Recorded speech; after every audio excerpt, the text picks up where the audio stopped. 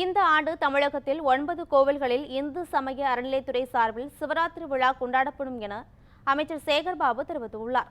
முதலமைச்சர் மு.க.ஸ்டாலினின் 72வது பிறந்த நாளை முன்னிட்டு சென்னை கிழக்கு மாவட்ட திமுக சார்பில் மக்கள் முதல்வரின் மனிதநேய விழா கோலாகலமாக கொண்டாடப்படுகிறது.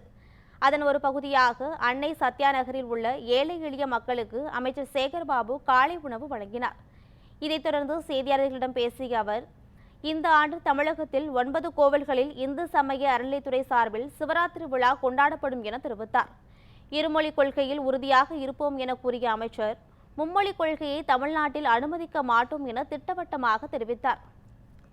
மகா சிவராத்திரியை பொறுத்தளவில் இந்து சமய அறநிலையத்துறையுடைய திருக்கோயிலின் சார்பில் முதலில் இந்து சமய அறநிலையத்துறை உருவான காலத்திலிருந்து முதலில் அதற்கு வடிவம் கொடுத்த ஆட்சி திராவிட மாடல் ஆட்சி.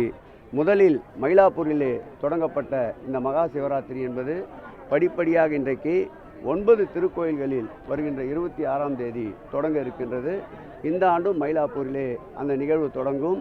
இரவு முழுவதும் கண்விழித்திருக்கின்ற பக்தர்களுக்கு ஆன்மீக ரீதியாக சொற்பொழிவுகள், இறைவனை குறித்த அரும்பயன்களை விளக்குதல், அதேபோல் மன அமைதிக்காகவும் இரவிலே கண்முழித்து சிவனை பிரார்த்திக்கின்ற மக்களுக்கு அந்த இரவு முழுவதும் ஆன்மீக சிந்தனையோடு இருப்பதற்காகவும் அந்தந்த திருக்கோயிலின் சார்பிலே இந்த ஆண்டு 9 திருக்கோயில்களுக்கு இந்த மகா சிவராத்திரி விழா கொண்டாடப்படுகின்றது.